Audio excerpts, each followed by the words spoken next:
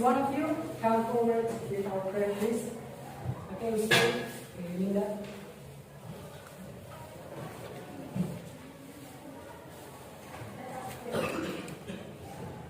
Thanks God for today. We will start our lesson.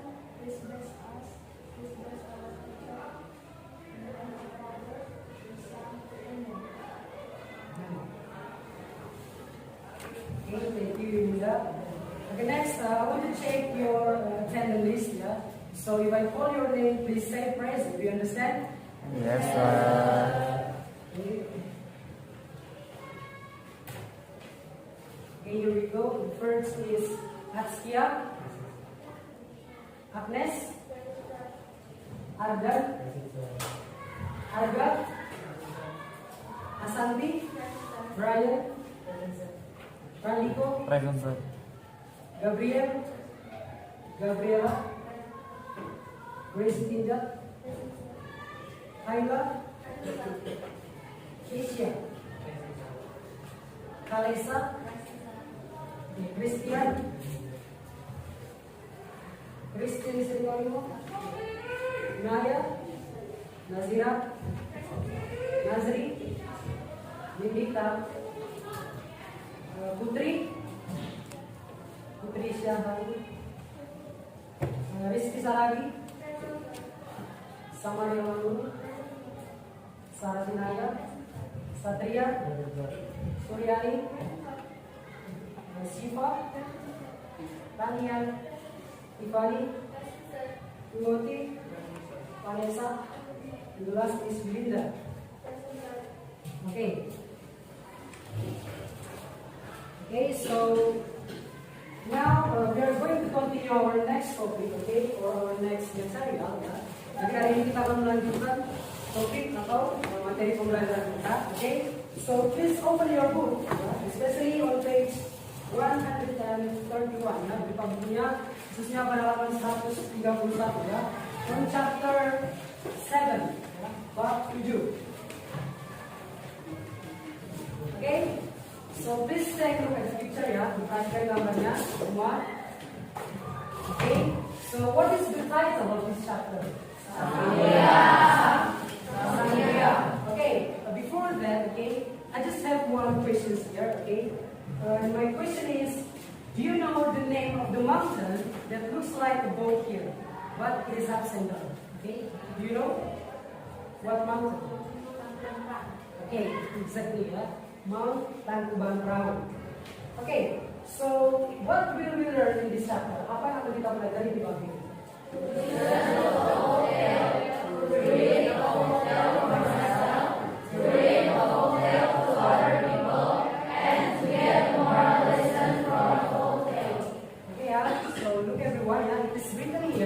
In this chapter, we are going to discuss, okay, or we are going to learn about first is to listen for folktale. What does it mean?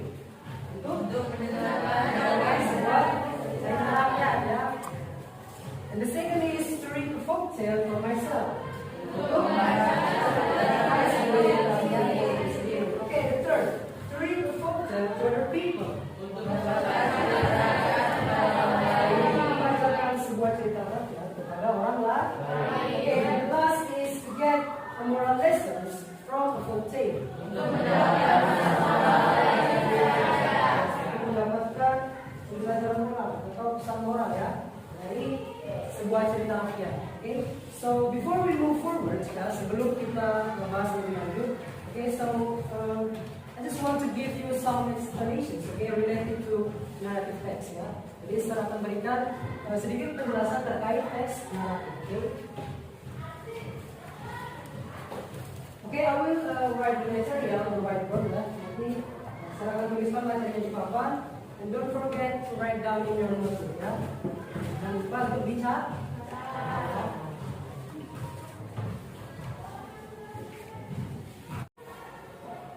Okay, so first of all, we have to know the definitions of narrative text. Right? Okay, so just written here. Narrative text is a story with complications or problematic events, and it tries to find the resolutions to solve the problems. Ya.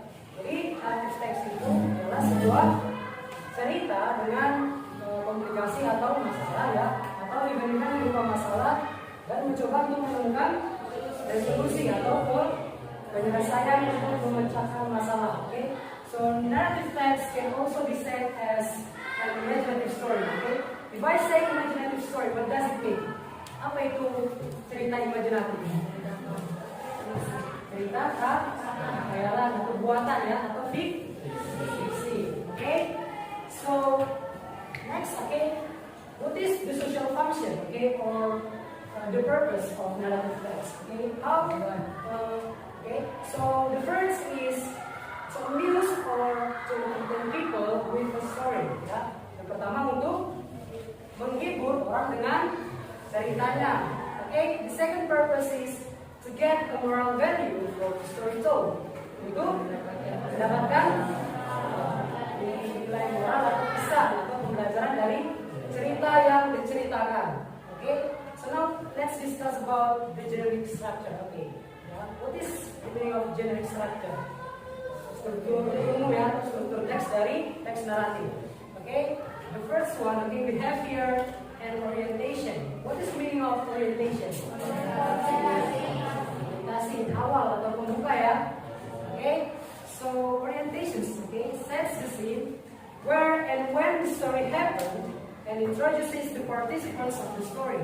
Who and what is involved in the story. Ya, jadi pada bagian orientasi ya, menjelaskan mengenai di mana dan kapan cerita tersebut terjadi, dan and introduces the participants, dan mengenalkan beberapa tokoh atau karakter di cerita tersebut. Siapa saja dan apa saja yang terlibat.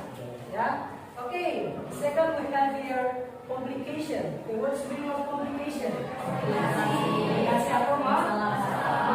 Ya, okay.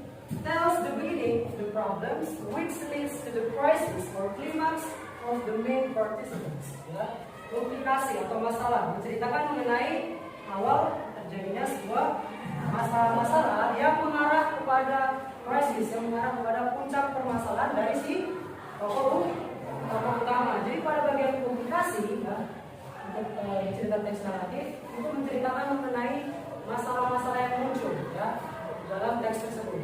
You understand? Okay. The third part, okay, we have here resolution. Okay, what's the meaning of resolution? Resolusi atau pemecahan masalah. Okay. The problem, okay, or the crisis is resolved either in a happy ending or in a sad or tragic ending. Ya. Jadi resolusi itu adalah penyelesaian ya, atau pemecahan masalah. Jadi masalah ya, atau puncak permasalahan mulai terselesaikan atau terpecahkan. Entah itu mengarah ke happy ending atau ke sad ending. Ya. Okay. The fourth part, okay, we have here reorientations or coda. Okay. This is a closing remark to the story, and it is optional. Okay? It consists of moral lesson, advice, or teaching from the writer. Ya, apa arti reorientation? Bersama ya, dengan penutup. Okay? This is a closing remark. Jadi reorientation merupakan bagian penutup dari cerita naratif dan sifatnya optional. Okay, if I say optional, what does it mean? Apa arti optional? Artinya bisa ada, bisa juga tidak. Okay? It consists of moral lessons. Berarti berisikan mengenai moral ya, nasihat atau pengajaran dari si pembuat cerita. Okay, next. Okay, how do we know that it is a narrative text? Bagaimana kita mengetahui bahwasanya teks yang kamu baca itu adalah teks naratif? Okay, so because of that, let's talk about the language feature. What's the meaning of language feature? Bahasa atau ciri-ciri ke bahasa. Okay, the first using simple past tense. Ya. For example, like was, could, atau misalnya kata terjadi berubah berbentuk ke dua ya, menggunakan tense simple past tense. Okay, the second is okay, number of time ya, kata keterangan waktunya. For example, like once upon a time, okay. Long time ago, in ancient times, okay, kalau misalnya kalian membaca sebuah teks naratif atau yang kalian dengar, jika kalian temukan kata keterangan waktu yang seperti ini, berarti sudah bisa dipastikan itu merupakan teks Narrative. Okay? The third, specific character. Ya, jadi ada karakter atau tokoh khusus yang dibahas. For example, like Sangria, ya, Cinderella. Okay, fourth, time conjunction. Apa itu time conjunction? Waktu penghubung, okay? Example, like when, then, suddenly, as soon as, okay? Dan lain sebagainya. The fifth, action verbs. What is the meaning of action verbs? Kata kerja aksi. Aksi yang dilakukan di dalam tersebut. Okay? Misalnya apa? Shout it. Apa arti shout it? Walk. Dan lain sebagainya. Okay, and the last we have here direct speech. What is the meaning of direct speech? Kalimat langsung ya. For example, like she shouted out, can anybody help me? Nah, biasanya kalimat langsung itu ditandai dengan tanda dua ya, okay? Okay, so far do you understand? Okay, what kind of story that can be in narrative text? Kira-kira jenis cerita seperti apa sih yang masuk ke dalam teks naratif? Apa? Example like fairy tales. What is the meaning of fairy tales? Romance. Nah, dongeng itu menceritakan mengenai apa? Kita mengenai tokoh-tokoh yang penuh keajaiban. Dan misalnya apa? Cinderella, Pinocchio, ya. Okay, second is what? Folk tales. What's the meaning of folk tales? Cerita rakyat. Apa itu cerita rakyat? Cerita tradisional ya, cerita yang terjadi secara turun-temurun. Misalnya apa? Dari kuda. Oke. Yang ketiga, apa lagi? Fables. Apa fables? Fables menceritakan mengenai apa? Menceritakan mengenai kehidupan hewan yang berperilaku sebagai manusia. Misalnya apa? Oke, four. Legends. What's the meaning of legends? Legenda. Menceritakan mengenai apa? Menceritakan mengenai asal usul terjadinya suatu tempat. Oke, the fifth. Myth. What is the meaning of myth? Mitos. Ya, menceritakan mengenai apa? Hal-hal yang berkaitan dengan hal-hal ya. Misalnya apa? Orang tidur ya. Okay, so far you understand about the material of the text? Okay, so now let's continue, okay, in our book. Okay, because in this book there is no story of Sangria, okay? Karena di buku ini tidak ada cerita mengenai Sangria. So I have prepared it here for you, ya. Jadi saya sudah sediakan. Oke, sudah membagi ya teman-teman.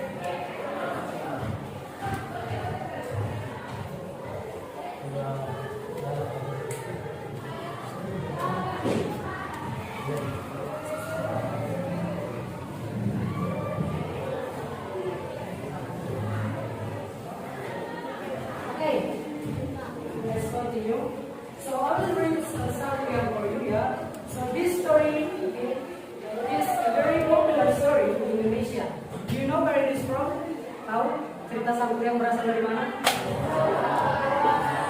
Jadi cerita Sangkuriang merupakan salah satu cerita yang cukup populer ya di Indonesia, yang berasal dari is from Priangan culture ya, West Bandung, West Java Province. Jadi cerita Sangkuriang berasal dari budaya Priangan, ya, Bandung Provinsi Jawa Barat.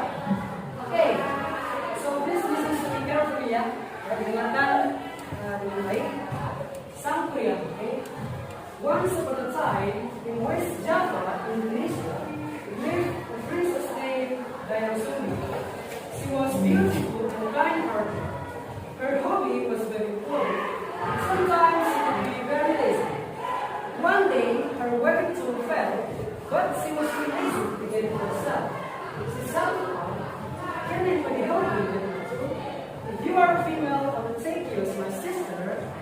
your male I will marry you. Oke, sekarang kita terjemahkan dulu ya sama-sama. Oke, coba terjemahkan. Yang pertama, paragraf pertama. Pada suatu hari di Jawa Barat, Indonesia, ada seorang putri bernama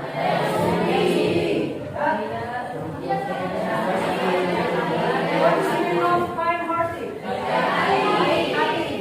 Dia cantik dan baik hati. Oke, next.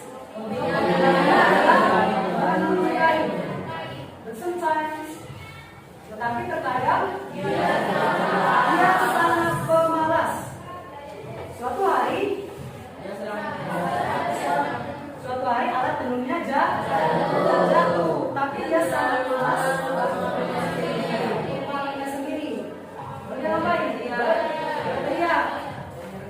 Adakah yang bisa membantu saya mengambilkan alat saya?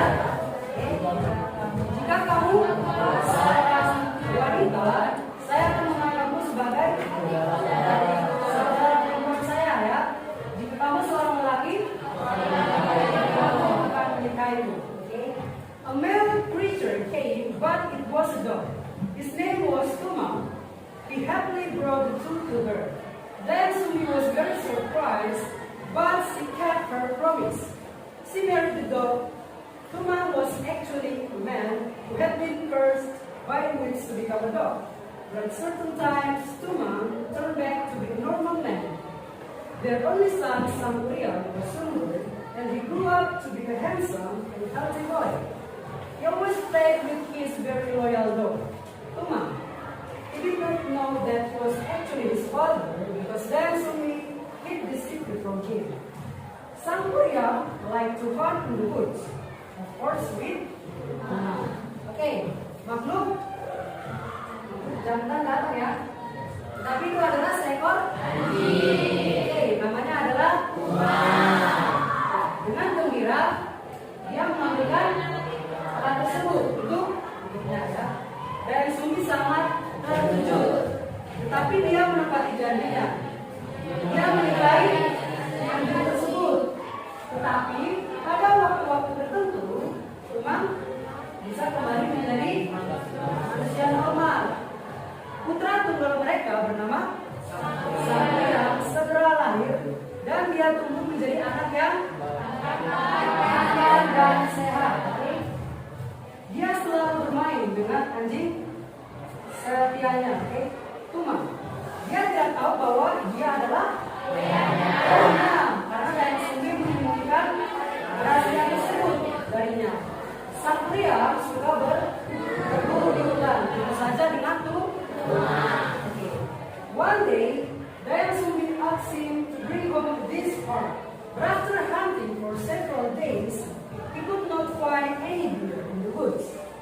He did not want to disappoint his mother and was thinking hard how to bring home this part. Suddenly, he had a very bad idea. He killed Tuma. Then he brought his heart home and gave it to Dayasumi. Suatu hari, Dayasumi memintanya untuk membawa pulang batu rusa. Tapi setelah berburu beberapa hari, dia tidak mendapatkan satu pun rusa di hutan. Dia tidak ingin mengecewakan ibunya dan berpikir keras bagaimana untuk membawa pulang batu rusa. Ya, tiba-tiba dia memiliki ide yang buruk. Dia memburu siapa? Teman. Kemudian dia membawanya pulang dan memberikannya kepada Dayasumi. Sampurian could not cheat her. She knew it was Tuma's heart. Okay? So she got very angry and hit Sampurian's forehead with a piece of wood and told him to leave. With a bad wound on his forehead, Sampurian left the village. Nah, Sampurian tidak bisa menipu ibunya ya dari sini. Dia tahu itu adalah jantung teman. Jadi dia sangat marah dan memukul dari Sampurian dengan sebotol kayu dan menyuruhnya pergi. Dengan luka parah di dahinya, Sampurian meninggalkan. Many years later, Sampurian grew up to be a a powerful man. One day he went back to his village. He met a beautiful young woman there, and he fell in love with her at the first sight. It was Dayasumi.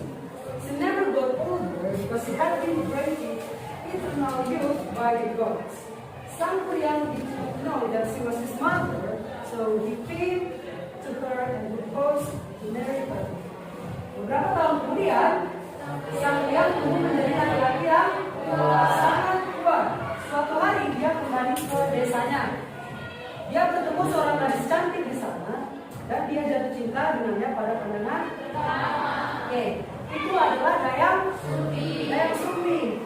Dia tidak pernah tua karena dia telah diberikan awet muda oleh para dewa. Sang Kuryang tidak tahu bahwa dia adalah ibunya. Jadi dia datang padanya dan melamarnya. When he walked closer to her, Dayasumi got very surprised. She saw the scar in Sang Kuryang's forehead, and soon she knew that he was her son. He left her a long time ago. She told him the truth and tried hard to explain it to him, but he did not believe her. She did not want to break his heart, so she accepted his proposal, but gave him an impossible thing to do. She wanted him to build a lake and a boat in just one night. Saat berjalan mendekatinya, Dayasumi menjadi sangat terkejut ya. Dia melihat bekas luka di dahi Sang Kuryang dan segera dia tahu bahwa dia adalah putranya yang telah meninggalkannya sejak lama. Dia mengatakan yang sebenarnya dan berusaha keras untuk menjelaskan kepadanya, tetapi dia tidak mempercayainya. Dia tidak ingin menghancurkan hatinya, jadi dia menerima lamarannya, tetapi apa? Memberikan hal yang mustahil untuk dilakukan. Ya, dia ingin membangun danau dan perahu hanya dalam satu malam. Sang Kuryang agreed because he knew that maybe with the help of his genius, by midnight he finished the lake and then started making the boat. Dayasumi was thinking hard to find a way to fail him. Before dawn, she asked the people in the village to burn the woods in the east. And the light made all the cocks crow. Thinking that the night would be over soon, the genius ran fast and left Sang Kuryang before the boat was finished. Sang Kuryang realized that Dayasumi had cheated him. He got very angry and he kicked the boat upside down. It gradually became a mountain and it is known as Mount Tangkuban Perahu ya. Jadi Sang Kuryang setuju karena dia tahu bahwa dia bisa berhasil dengan bantuan apa? Jin ya. Pada tengah malam dia menyelesaikan danau dan kemudian mulai membuat perahu. Dayasumi berpikir keras untuk menemukan cara untuk menggagalkannya. Sebelum fajar, dia meminta orang-orang di desa untuk membakar hutan ya di arah timur, dan cahaya membuat semua ayam berkokok.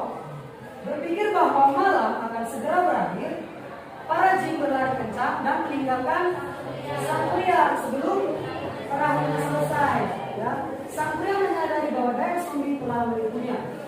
Dia menjadi sangat marah dan dia menendang perahu itu hingga terbalik ya, secara bertahap menjadi gunung dan sekarang dikenal sebagai Gunung Tangkuban. Okay, so far do you understand about the story of Sang Kuryang? Okay, so now let's analyze the general structure in this story. Nah, sekarang mari kita bahas mengenai struktur teks ya dari cerita Sang Kuryang. Oke, untuk orientation kira-kira paragraf berapa? Satu dan dua. Kamu coba perhatikan ya. Once upon a time itu merupakan ada keterangan waktunya ya. When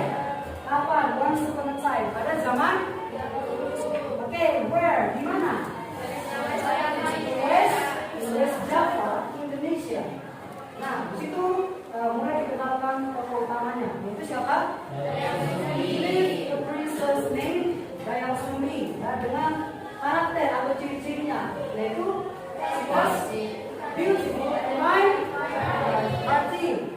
Oke? Nah, untuk karakter kedua, ya, di situ ada karakter tambahan. Siapa? Oh, teman ya, a male creature came, but because his name was. Ya. Lalu karakter yang berikutnya siapa? Sang Priam ya. There are only sang Priam were suitable. Lalu di situ dijelaskan juga mengenai karakter atau ciri-ciri dari si sang Priam. Seperti apa dia? Ganteng dan tampan dan sehat ya. Nah, untuk complication masalah kira-kira ada paragraf berapa? 3, 4, 5 dan itu merupakan complication ya, masalah-masalah yang muncul di cerita tersebut. Perhatikan ya, paragraf ketiga. One day Dan Sumbi hops in to bring post this art. Itu awal masalah ya, masalah yang mulai muncul. Untuk paragraf selanjutnya masih membicarakan mengenai komplikasi ya. Paragraf 3, 4, dan 5 dan 6 itu merupakan komplikasi ya atau Nah, untuk paragraf yang terakhir kira-kira apa? Resolusi ya atau penyelesaian atau pecahan masalah. Sang Priam agreed because he knew that to make the help of his needs. Itu merupakan penyelesaian ya dari cerita tersebut. Oke, coba kita analisis dulu ciri-ciri kebahasannya, khususnya untuk kata kerja bentuk kedua. Kira-kira apa aja? Ada live di sini ya. Apa lagi? Grow, ya, fail dan lain sebagainya. Nah, untuk adverb time-nya ya, di situ ada once upon a time. Nah, untuk specific character, tokoh-tokohnya tadi siapa aja? Oke, time conjunction. Ada kalian temukan di situ waktu pengumumannya? Itu ada kata after, when, suddenly, ya. Nah, action verbs. Konjungsi banyak ya. Ya, ada grow, eat, play. Nah, untuk direct speech, ada berapa kira-kira di situ? Kalimat langsung, apakah ada kalimat langsung di situ? Ada ya, misalnya apa? Ya, kalau kedua,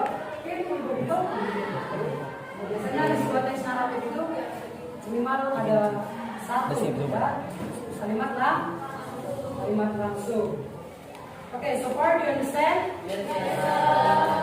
Okay, now we are going to continue, okay, to the second story. Ya, kita lanjutkan ke cerita yang kedua ya.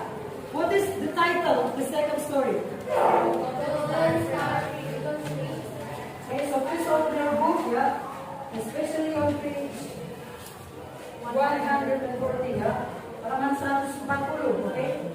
So for this story, okay, this is your daily test, ya. Untuk cerita pohon belimbing emas ini, ya, itu untuk tugas kalian kerjakan ya. Sekarang untuk penilaian Anda, so I will give you a student's worksheet, ya. Nanti saya akan bagikan lembar kerja siswa. So you have to answer some questions, okay, based on the story of Golden Star Putri, ya. Jadi kalian jawab beberapa pertanyaan berdasarkan cerita mengenai pohon belimbing emas. Oke, silakan share lembar kerjanya ya, instruksi. Don't forget to write down your name and also your class. Ya, dan bukan tulis nama dan kelasnya.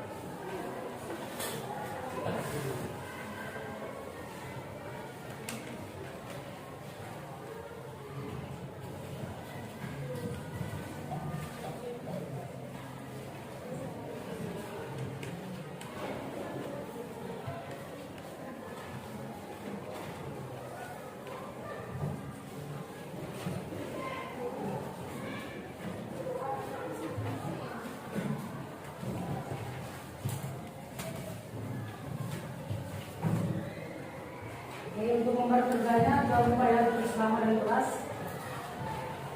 Read the text about the golden star tree and answer the story using the following framework ya. Jadi bacalah cerita mengenai pohon belimbing emas, lalu jawab berdasarkan parameter kerja ya yang ada di lembar kerja kuliah. Oke. Misalnya yang pertama social function. Nah kira-kira tujuannya apa? Oh, seperti yang saya jelaskan. Oke. Terus analisis lah generic structure-nya. Cukup tulis misalnya orientation paragraf berapa, oke? Application, resolution, dan reorientation. Lalu ciri-ciri kebahasannya, language feature-nya. Tuliskan beberapa ya, tidak usah semua, pilih aja beberapa.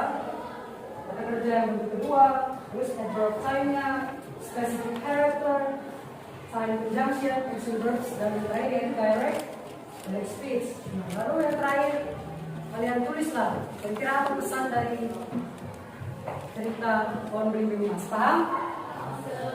Oke, read now.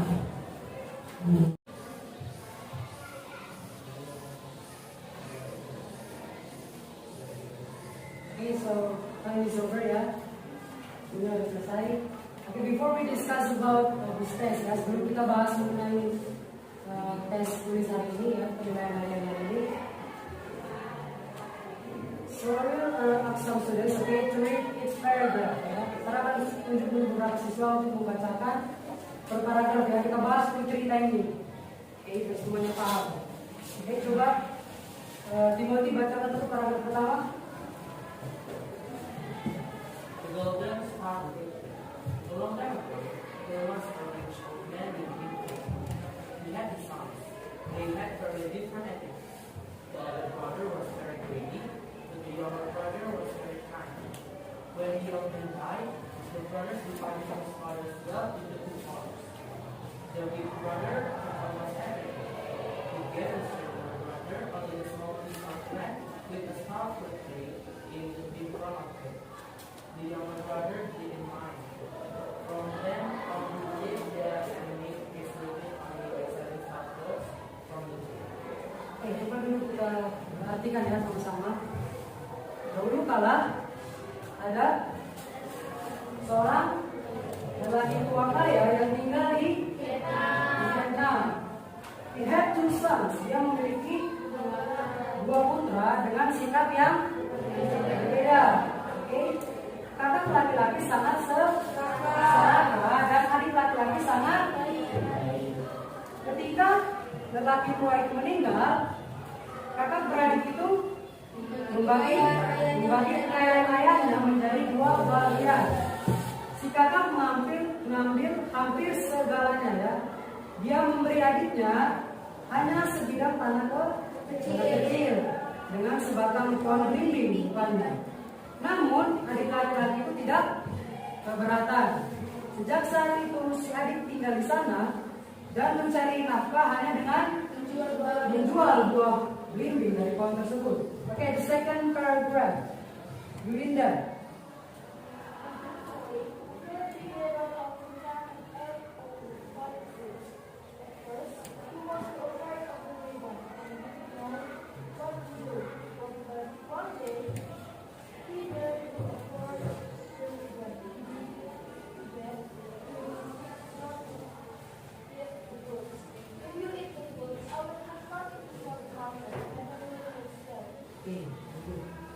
Sayangnya, seekor burung gagak yang sangat besar sering datang dan memakan semua buah yang matang ya. Awalnya si adik terlalu takut pada gagak tersebut dan dia tidak tahu harus berbuat apa ya. Tetapi suatu hari dia berani mendekati gagak itu. Dia memohon agar tidak memakan buah belimbingnya. Lalu apa yang dia katakan? Jika kamu memakan buahnya, saya tidak akan punya apa-apa untuk dijual ke pasar dan keluarga saya akan kelaparan. Oke, the third paragraph, Asanti. The rebel was not angry. He replied, I need to fix the tree. Then I have them and I'll bring you later. Make one along that and I'll bring you a place full of gold and a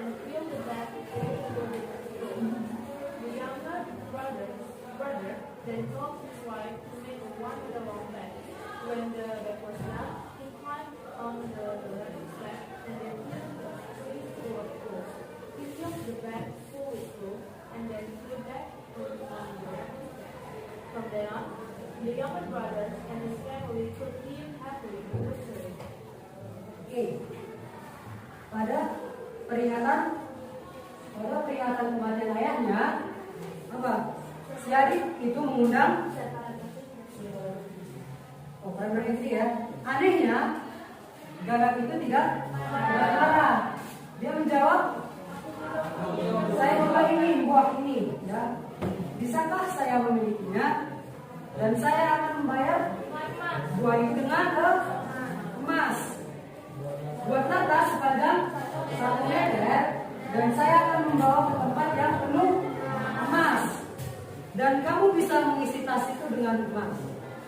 Kemudian adik laki-laki itu menyuruh istrinya untuk membuat tas sepanjang 1 meter.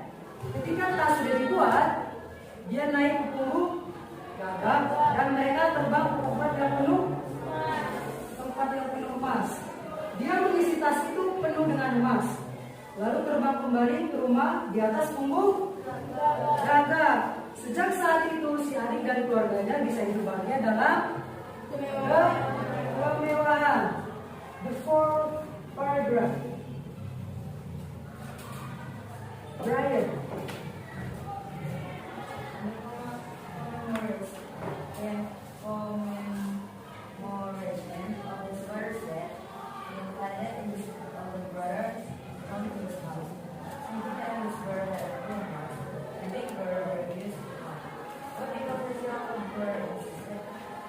He and his wife finally decided to come.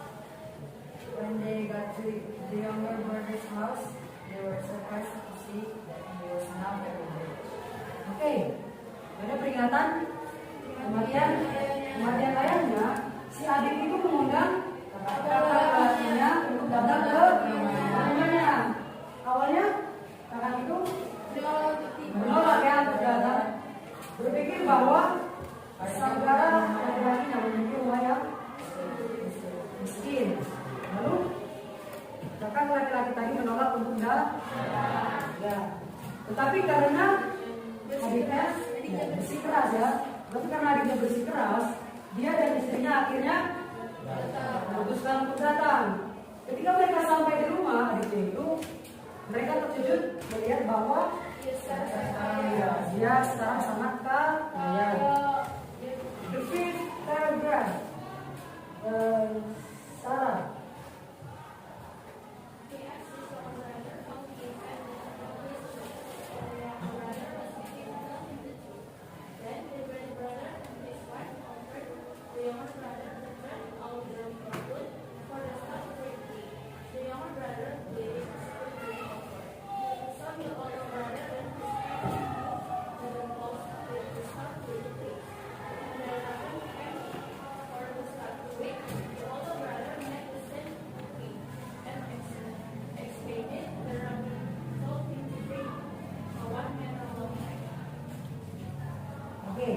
Dia bertanya kepada siapa? Kepada adiknya, bagaimana dia mendapatkan semua kekayaannya. Dan si adik dengan senang menceritakan yang sebenarnya. Kemudian si kakak yang serakah dan istrinya menawari sang adik untuk menukar semua kekayaan mereka dengan pohon belimbing itu ya. Sang adik dengan senang hati menerima tawaran itu. Dengan segera kakak laki-laki itu dan keluarganya pindah ke rumah dengan membawa pohon belimbing. Ketika Gagak datang untuk mengambil buah belimbing, kakak laki itu mengajukan apa? Permohonan yang sama seperti yang diharapkan. Si Gagak menyuruhnya membawa tas sepanjang. Oke, the last paragraph. Naya.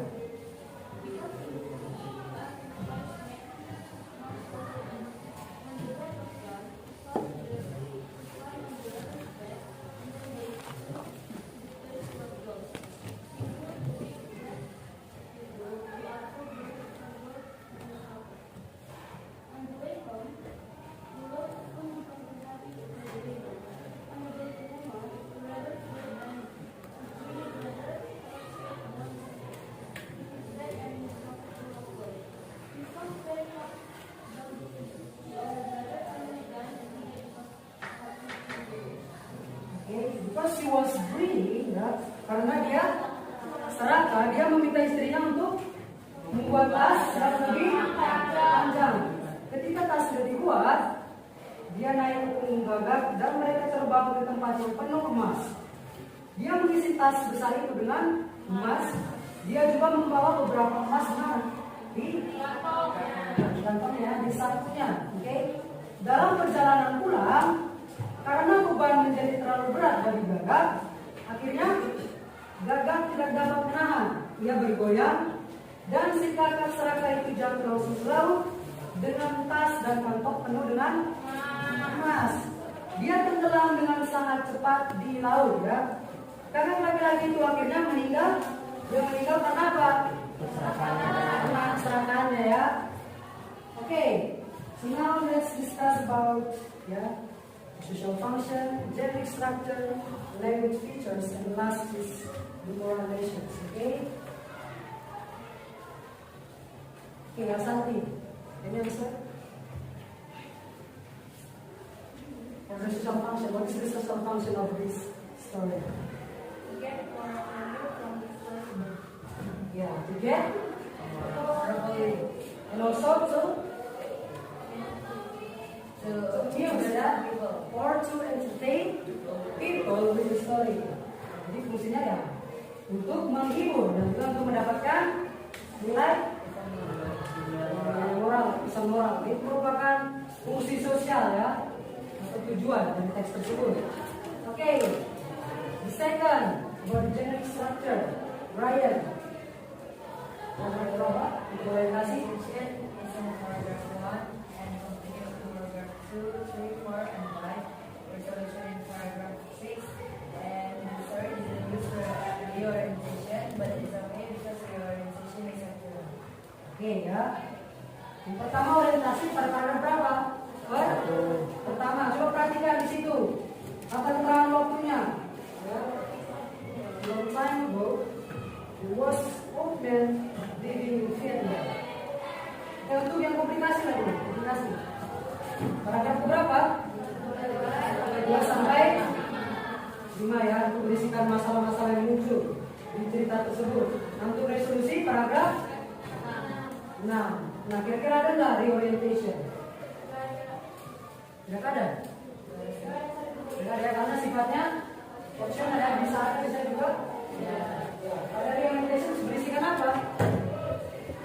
Pesan moral, nasihat atau pengajaran. Adakah di situ dijelaskan pesannya? Tidak ada, ya. Jadi sampai pada resolution. Oke, number 3, about the language feature. Coba Timothy, kita sebutkan beberapa kata kerja bentuk kedua. Coba temukan di teks Pohon Belimbing Emas. In the story, I found was and who. Was and who. Oke, right berapa time? Kita tangan waktu, siapa yang bisa? Kita tangan waktunya. Ya, long time ago. Nah, untuk specific character, karakter-karakter yang muncul di cerita tersebut. Ada pengetahuannya siapa? Ada older, old man, ada older brother, dan yang terakhir ada younger brother, ya, specific character. Nah, adakah kalian temukan time conjunction-nya di situ? Misalnya apa? Then, finally. Where? Okay. Or the action verbs. How many? Reduced, insisted, decided, offered, accepted, swayed, will. Oke, ya, very good, ya, exactly. Nah, itu merupakan kata kerja aksi, ya, banyak, ya. Ada yang climb, mendaki, fill, mengisi, brought, membawa, came, datang, told, menceritakan. Oke, the last is direct speech. Ada temukan? Ada. Misalnya apa? If you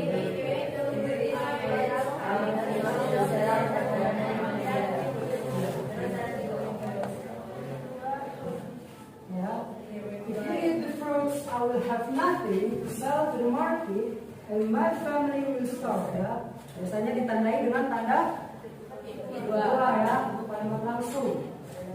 Nah, So, what can we learn from this story? What is the moral message that we can take from this story? Don't be greedy.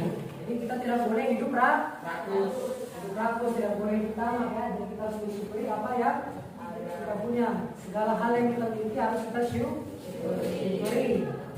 Okay, so for you understand about the second story, paham ya? Beserta binary structure-nya, ya, beserta kaidah kebahasannya, atau ciri-ciri kebahasannya. You understand? Okay, silakan mengumpul. So I think enough, okay, for class for today ya. Jadi sampai sekian dulu materi kita hari ini.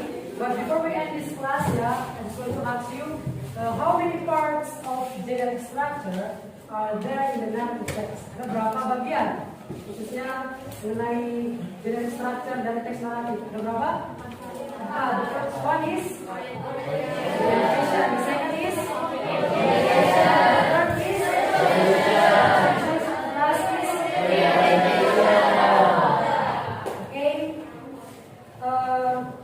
Next, I will give you a homework ya. Saya akan kasih tugas atau PR. And for the homework, later on I will share in our WhatsApp group ya. Untuk PR-nya nanti akan saya kirim di grup WhatsApp kita ya. Okay, so please check in your WhatsApp group ya. Silakan nanti diperiksa, sudah dicek di grup WhatsApp-nya. Okay, do you understand? Yeah. Okay, so before we end this class for today, please one of you come forward to lead our prayer, please. Sebelum kita akhiri pembelajaran kita hari ini, ya. Silakan. Satu dan saya maju depan di bawah. Coba. Ryan.